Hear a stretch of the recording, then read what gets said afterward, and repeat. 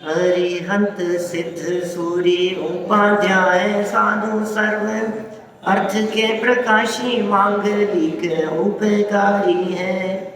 तिनको स्वरूप जान रागते भई जो भक्ति काय को नमाए स्तुति को उचारी। धन्य धन्य तिन ही ते काज सब आज भये कर जोड़े बारे बारे वंदना हमारी है। मंगल कल्याण सुख सो हम चाहत है हो मेरी ऐसी दशा जैसी तुम धारी है। हो मेरी ऐसी दशा जैसी तुम धारी है। हो मेरी ऐसी दशा जैसी तुम धारी है। क्षत्र चूड़ामणि नामक यह ग्रंथ 11वें नंबर के अंतर्गत जीवंदर कुमार के दोनों माँ उन्होंने दीक्षा अंगीकार करने का निर्णय लिया और जाकर दीक्षा लेने के लिए तैयार हो गई। जीवन में अनेक प्रकार के उतार चढ़ाव उन्होंने देखे थे। परिस्थितियां कभी एक जैसी नहीं होती, इस बात को उन्होंने प्रत्यक्ष अनुभव किया था। अनुकूलताएं चरम सीमा पर रही तो प्रतिकूलताएं भी चरम सीमा पर रही। हमारे जीवन में यदि हम देखें, न तो राजपाट जैसी अनुकूल परिस्थितियां हैं और न ही शमशान में जंगलों में भटकने जैसी दरिद्री अवस्था है। हमारी स्थितियों में तो दोनों ही नहीं है, हमारी तो मध्यम स्थिति है। लेकिन इतने उतार चढ़ाव जिनके जीवन में आते हैं, वे भी जब धर्म मार्ग पर लगने की सोच लेते हैं, तो क्या हमारे जीवन में इस तरह की कोई प्रतिकूल परिस्थितियां नहीं बन सकती है? बन सकती है कभी भी। बड़े बड़े महापुरुषों का जीवन हमारे को ये दिखाता है कि कितना संघर्षमय इनका जीवन रहा है। उनके संघर्षमय जीवन को देखकर हमें अंदाजा लगा लेना चाहिए कि किसी भी दिशा में आगे बढ़ने के लिए कितना संघर्ष करना पड़ता है। मोक्ष मार्ग पर कदम बढ़ाने के लिए, मुक्ति की प्राप्ति के लिए, आत्म कल्याण के मार्ग पर बढ़ने के लिए, उसके लिए किस स्तर की दृढ़ता चाहिए। अभी प्रतिकूलताएं हैं क्या हमारे सामने? बच्चे कहना नहीं मानते, वो सामने जवाब देते। सर्वेंट काम नहीं करते, कहीं नुकसान हो गया, किसी ने पैसे ले लिए वो दे नहीं रहे हैं, क्या दिक्कत परेशानियां क्या है हमारे को? यही तो सामान्य बातें हैं ना, छोटी मोटी। अब आप देखिए, ये सिखा रहे हैं यहाँ कि उन जैसा पहाड़ संकटों का यदि माथे पर टूट पड़े तब भी धैर्य की स्थिति होनी चाहिए। तो फिर ये तो साधारण सी बातें हैं। विजया माता ने उन सब बातों का विचार कर टेंशन में नहीं, आकुलता में नहीं, इसलिए नहीं कि अब कुछ दम नहीं है, बेकार है, या कोई झुंझलाहट में आकर के, ऐसे भी होता है ना, स्वार्थ की वजह से भी नहीं, लेकिन समता भाव रखते हुए, शांत परिणाम रखते हुए वैराग्य अंदर में आया और दीक्षा लेने का भाव उनके हृदय में जागृत हुआ। देखिए, फिर पद्मा नाम की आरिका से उन्होंने दीक्षा ले ली। 514 नंबर के पेज पर 16 नंबर का श्लोक है। पद्माख्या श्रमणी मुख्या विश्वाण्य श्रमणी पदम तन्मात्रभ्याम ततस्तम च महीनाथ मबोधयत। उस समय संपूर्ण आरिकाओं में श्रेष्ठ पद्मा नाम की आरिका ने उन दोनों माताओं के लिए आरिका का पद देकर फिर उन राजा जीवंदर कुमार को प्रतिबोधित किया। देखो, मतलब दीक्षा का जब प्रसंग था तो उस दीक्षा के प्रसंग में वे दोनों माताएं अकेली ही नहीं थी, उनके अन्य परिवारजन भी थे। जैसे होता है ना तीर्थंकरों के दीक्षा कल्याणक मनाने के लिए कितने लोग होते हैं। और हम देखते हैं जब कोई व्यक्ति दीक्षा लेते हैं तो अन्य लोग भी उनकी अनुमोदना करने के लिए वहाँ हुआ करते हैं। इसी तरह से जब दोनों माताओं ने ये पद्मा नाम की प्रमुख आर्यिका, उस समय जो देश में प्रमुख आर्यिका हुआ करती थी, उनके द्वारा दीक्षा ली और दीक्षा लेने के पश्चात या आर्यिका पद लेने के पश्चात जीवंदर कुमार को भी उन प्रतिबोधित किया, माने संबोधित किया। समस्त आर्यिकाओं में प्रधान पद्मा नामक आर्यिका ने दोनों माताओं को विधि पूर्वक आर्यिका पद की दीक्षा दे दी। पश्चात दुखी राजा जीवंदर कुमार को भी उपदेश दिया। देखिए यहाँ यद्यपि लिखा है, ये दुखी नहीं लिखा है वास्तव में। ऊपर यदि संस्कृत में देखो ना तो संस्कृत में लिखा है महीनाथम अबोधयत। क्या क्या लिखा है? महीनाथम अबोधयत, माने महीनाथ तो हो गए राजा, महीनाथ माने राजा को, और अबोधयत प्रतिबोधित किया। लेकिन सरल अर्थ लिखते समय इन्होंने दुखी शब्द जोड़ दिया, मुझे तो उचित नहीं लगता। लेकिन यदि इस दुखी शब्द को सिर्फ हल्के अर्थ में ही समझे तो ऐसा समझ सकते हैं कि मन में जो ऐसा होता है ना वियोग जन्य दुख, थोड़ा सा ममता परिणाम के कारण, मेरी माँ जा रही है कितनी तकलीफ पाएंगी, अरे राजमहलों में रहने वाली नंगे पांव चलेंगी, वस्त्राभूषण और उनसे सुसज्जित रहने वाली, और ये आज किन हालातों में जाकर के रहेंगी। ये जो मन में खेद का परिणाम है, ऐसा दुख राजा जीवंदर को हुआ।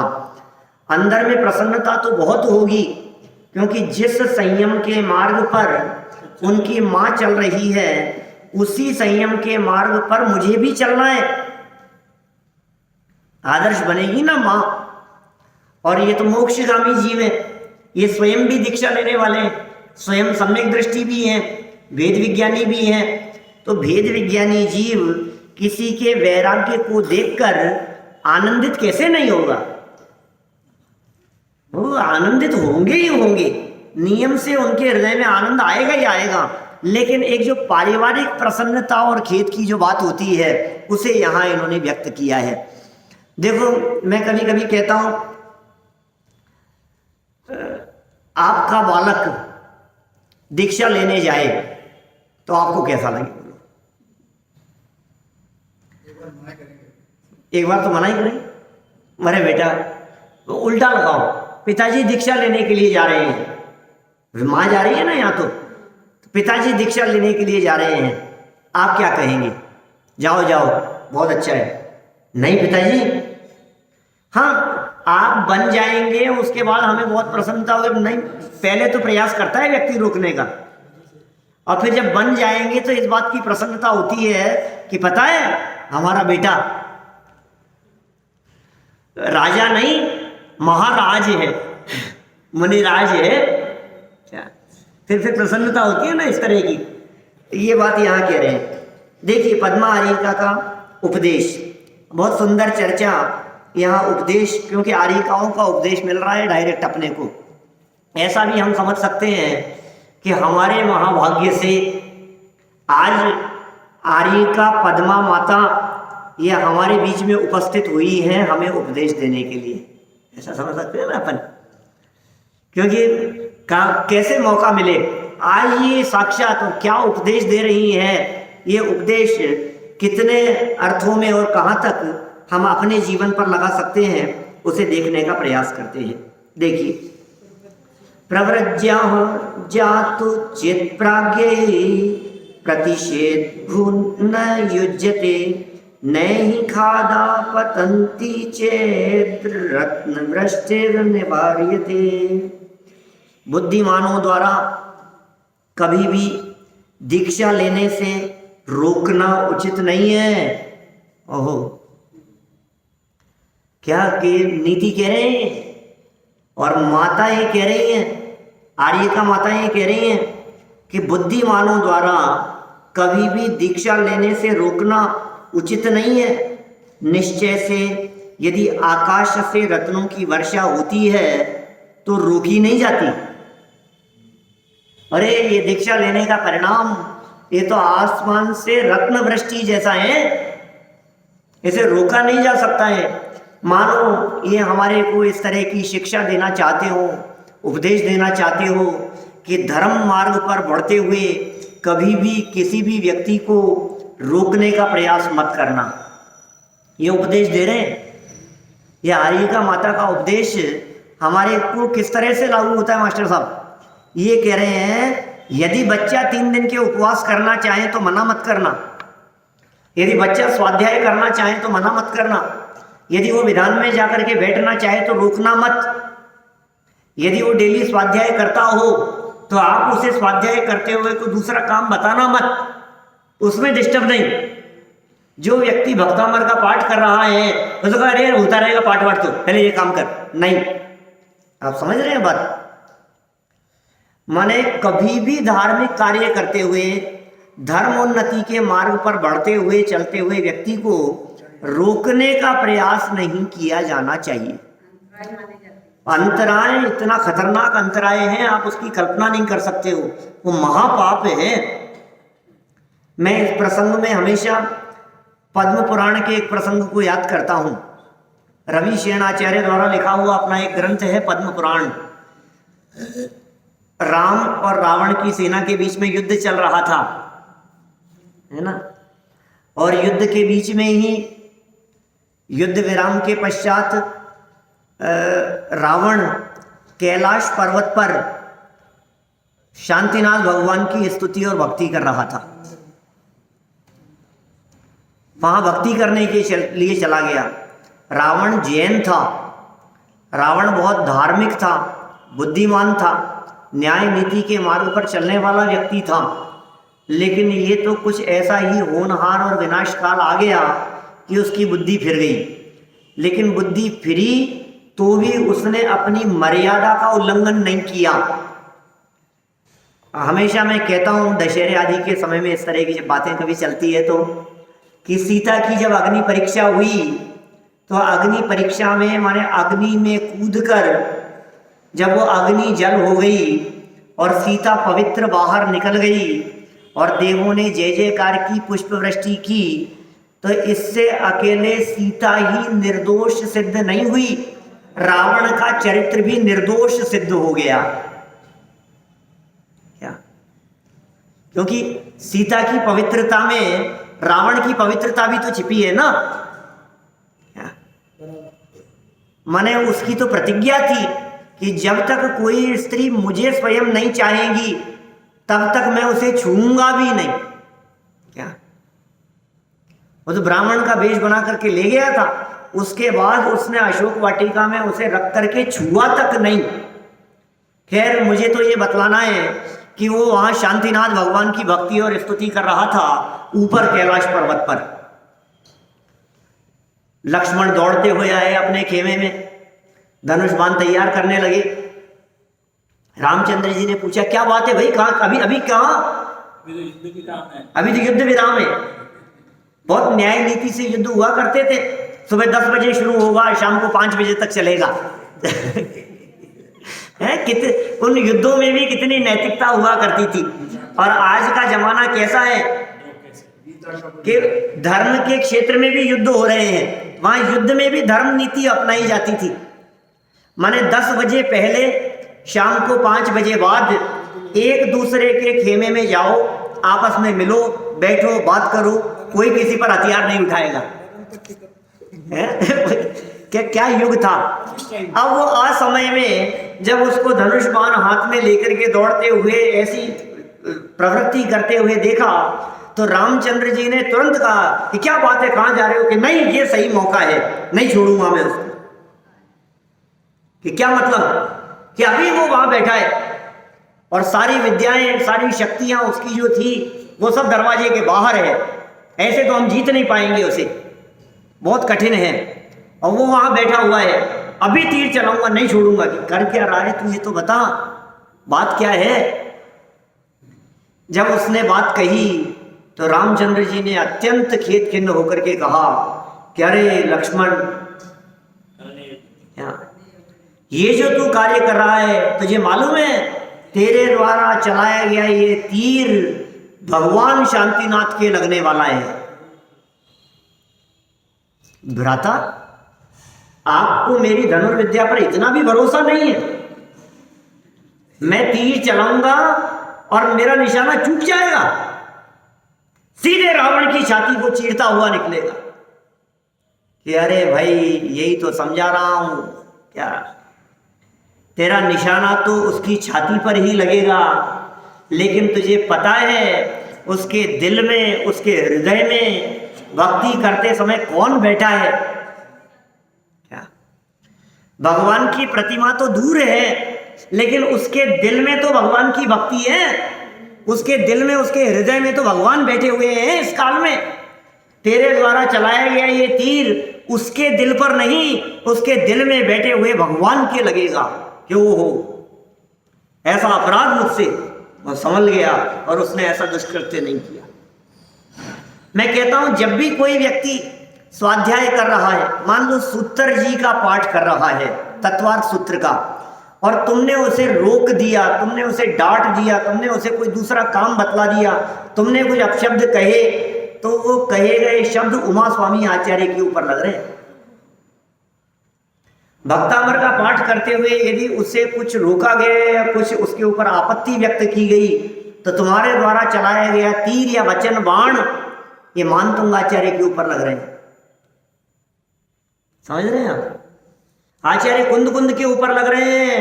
रत्नकरण श्रावकाचार्य पढ़ते हुए को डिस्टर्ब करना, मैंने समंत भद्र आचार्य के ऊपर आक्षेप लगाना है, आक्रमण करना है। आप सोचो ये कितनी बड़ी जिम्मेदारी, ये बात सिखा रहे हैं यहाँ। आपको तो प्रसन्नता होनी चाहिए।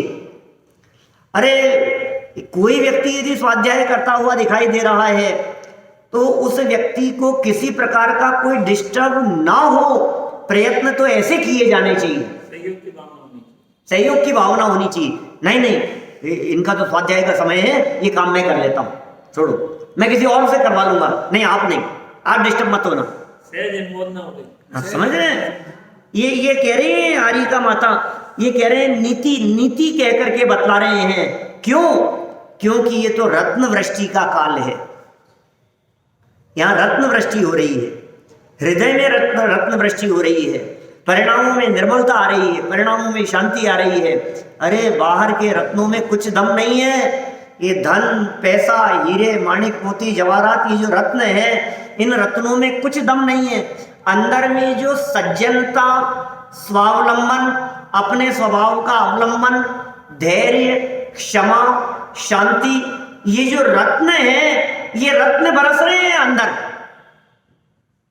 वैराग्य उससे ओतप्रोत हो रही है, वे दीक्षा ले रही है, तो परिणामों में जो शांति का भाव है, क्षमा का भाव है, वैराग्य का परिणाम है, समता रस का पान करने जा रही है, ये जो परिणाम अंदर में चल रहे हैं, ये रत्न वृष्टि है। ऐसी होती हुई रत्न वृष्टि को कोई समझदार व्यक्ति रोकता नहीं है और रोका नहीं जाता है, ये कह रहे हैं यहाँ पर। देखिए सरल अर्थ पढ़ते हैं अपन, कितनी सुंदर बातें कही है इन्होंने। बुद्धिमान लोगों को जिन दीक्षा लेने से रोकना नहीं चाहिए, बुद्धिमानों की बात कर रहे हैं। कोई भी समझदार व्यक्ति मंदिर आते हुए व्यक्ति को दूध लेने नहीं भेजेगा। मैं समझ रहे, मेरा कहने का मतलब किसी दूसरे काम में अटका दिया कि नहीं पहले ये काम करो, नहीं भाई ये काम सब कहते हैं ना, 100 काम छोड़कर जिन मंदिर दर्शन करने जाना, 100 काम तुम्हारे पड़े हुए हों, सब छोड़ करके मंदिर दर्शन करने के लिए जाना। 1000 काम छोड़कर भगवान की पक्षाल करो, पूजन करो। 1,00,000 काम छोड़कर तुम स्वाध्याय करो, प्रवचन सुनो। तुम करोड़ काम छोड़कर चिंतन करो, जो बात सुनी है उसका चिंतन करो, विचार करो गहराई से बैठ करके। और अनंत काम छोड़कर या सर्व काम छोड़कर स्वानुभव करो। क्या क्रम है? इसलिए दुनिया में इनसे बढ़कर तो कोई काम नहीं है। देखो हम आपको पूजन करने से तब रोक सकते हैं जब आप पूजन छोड़कर स्वाध्याय में लगो। तुम जिनेंद्र देव की पूजन छोड़कर भोजन में लगो, तो हम कहेंगे पाप कर रहे हो, पूजन जरूरी है, पहले भोजन छोड़ करके पूजन करो। पहले देव पूजन, पहले देव दर्शन, पहले देव पूजा, पीछे काम दूजा, पहले देव पूजा बोलते हैं ना ऐसा। अब अभी आपने कौन से काम को इंपॉर्टेंस दी, तो वो छोड़ो और ये करो। देखो उपदेश हमेशा ऊपर चढ़ने के लिए दिया जाता है। आप यदि पूजन ही करना है आपको, तो प्रवचन के टाइम पर मत करो। क्यों? क्योंकि आप आगे पीछे भी कर लोगे, ये समय तो नक्की है, आप बाद में कर लेना, आगे कर लो पीछे कर लो, तुम्हें अकेले ही करनी है ना। अपने यहाँ तो इतनी अच्छी सामूहिक पूजन की व्यवस्था है, सब होती है विजय अंकल के निर्देशन में, माने ये तो बहुत अच्छी व्यवस्था है। लेकिन जगह जगह की बात करें अपन, तो पूजन करनी है साहब हमारे को, हम प्रवचन में नहीं आ पाते, पूजन में लेट हो जाते हैं। जैन साहब सही कह रहा हूँ ना बात? तो भैया तुम थोड़ा जल्दी किया करो, तुम बाद में कर लो, तुम समय बदल लो अपना। लेकिन ये जो समय है, इस समय को तुम अकेले व्यक्तिगत ही नुकसान पा रहे हो। तुम समझ लो आप क्या कर रहे हो, उसमें किसका नुकसान होगा? तुम्हारे अकेले एक व्यक्ति की वजह से ये पूरी सभा तो परिवर्तित नहीं हो सकती, और वो भी हम करने को तैयार हैं। तुम बताओ तो सही कि मैं इसलिए नहीं आ पा रहा हूं, आप समय बदल दो तो मैं आ सकता हूं। हम समय बदल देंगे, हम आने वाले सब लोगों से निवेदन करके बात कर लेंगे कि भाई कोई बात नहीं, ये 50 लोग समय बदलने को तैयार हैं तुम्हारे लिए, तुम आने को तैयार हो रोजाना। लेकिन ये जरूरी चीज है, ये स्वाध्याय, ये कह रहे हैं जिन दीक्षा लेने से रोकना नहीं चाहिए, स्वाध्याय करने से रोकना नहीं चाहिए, पूजन करने से रोकना नहीं चाहिए, तीर्थ वंदना के लिए जाते हुए व्यक्ति को रोकना नहीं चाहिए, ये कह रहे हैं। अर्थात बुद्धिमानों को दीक्षा में बाधक नहीं बनना चाहिए। बुद्धिमान लोग कभी दीक्षा में बाधक नहीं बनते। दीक्षा माने सत्कार्य, अपने लिए सत्कार्य लगाना। प्रसंग तो दीक्षा का ही चल रहा है, क्योंकि आकाश से स्वयं बरसती हुई रत्न वृष्टि को कोई भी बुद्धिमान मनुष्य नहीं रोकता। रत्न वृष्टि हो रही है, कोई भी बुद्धिमान उसे रोकता नहीं है। कौन कहेगा अरे अरे रत्न वृष्टि हो रही है, अब बस बहुत रत्न आ गए, फिर रहने दो। कोई नहीं रोकता, कोई नहीं रोकता। संपन्न से संपन्न व्यक्ति, करोड़ों अरबों अरबों अरबों की संपत्ति जिनके पास में हो, वे भी ये नहीं कहते कि अब बस अब नहीं, बस अब नहीं। ये तो समझदार व्यक्तियों के लिए कह रहे हैं, कोई बुद्धिमान व्यक्ति उसे रोकना नहीं चाहता। हाँ, जिन लोगों को इनसे बढ़कर रत्न मिल रहे हो, वे बाहरी उन रत्नों की परवाह नहीं किया करते।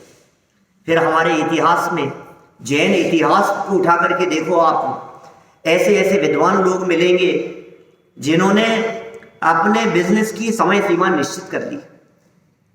बस इतने समय तक करेंगे, दुकान इतने समय तक खोलेंगे, 5 बजे हम दुकान बंद कर देंगे, उसके बाद नहीं।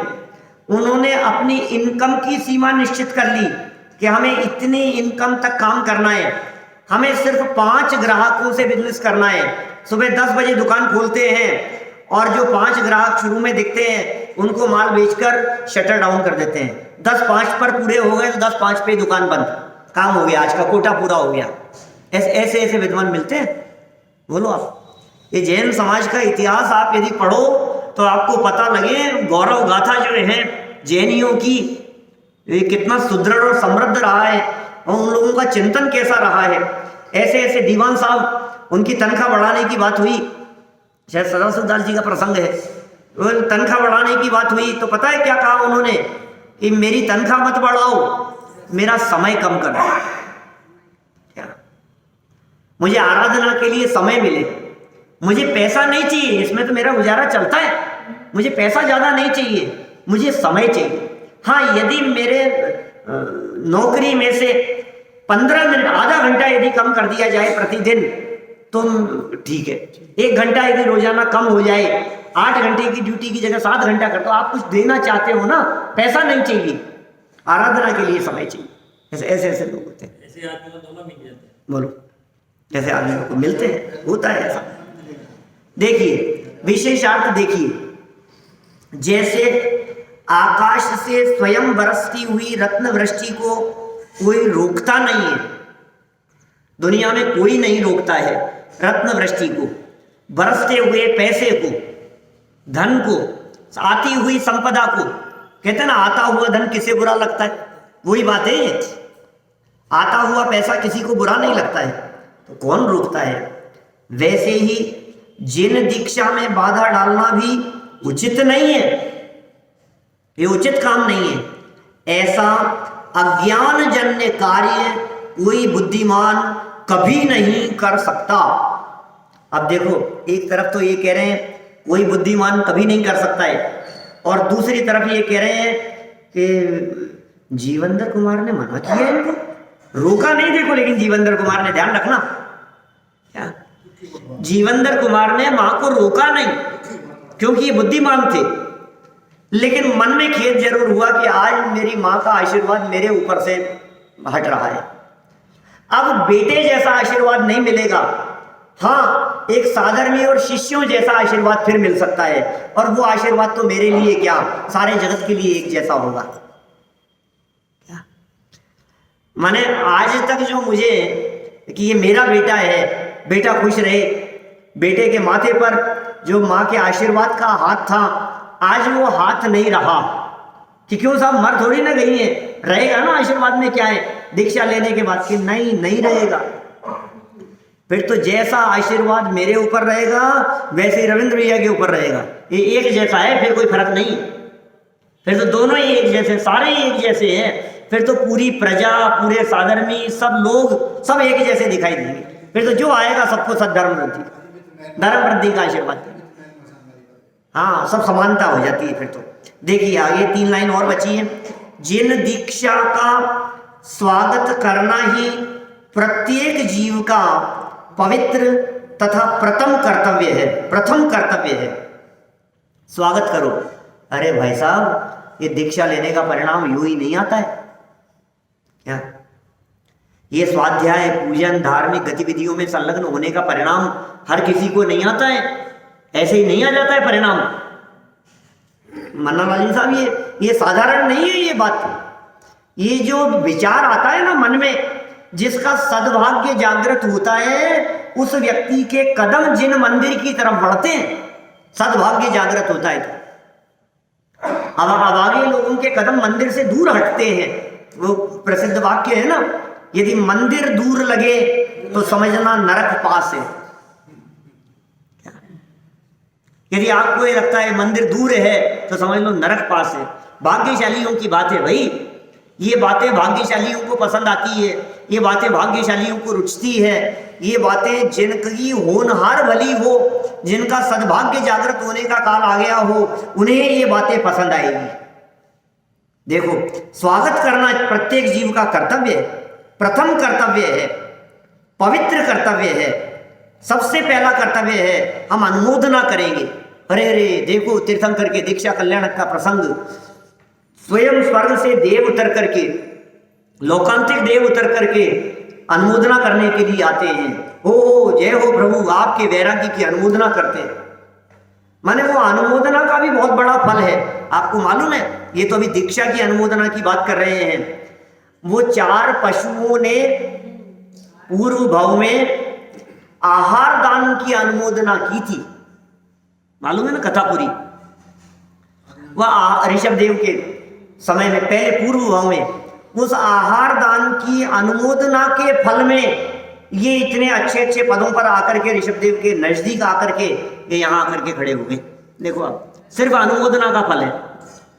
वो तो आहार दान की अनुमोदना थी, यहाँ तो दीक्षा की अनुमोदना की बात कर रहे हैं। पवित्र भाव, ओहो, वो धन्य अवसर कब आएगा जब इस तरह से दीक्षा मैं अंगीकार कर पाऊंगा। वो प्रसंग कब आएगा? उसमें बाधा डालना तो मोक्ष मार्ग में बाधा डालना है, मुक्ति मार्ग में बाधा डालना है। कौन समझदार व्यक्ति उस मुक्ति मार्ग में बाधा डालने का काम कर सकता है? ये कार्य नहीं हो सकता है किसी समझदार व्यक्ति से, किसी ज्ञानी से, किसी विद्वान से, किसी बुद्धिमान व्यक्ति से। यदि हम अपने आप को बुद्धिमान समझते हैं तो हमारे माध्यम से कभी किसी भी व्यक्ति के धार्मिक कार्य में व्यवधान नहीं होने पावे, जो कि क्या है, अक्षम्य अपराध है। इस अपराध की क्षमा नहीं है, माफी नहीं है इस अपराध की।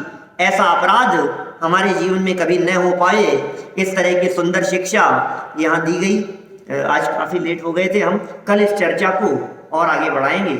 अभी की बात को यहीं पे चैनल खाने पर वो दुर्लभ है।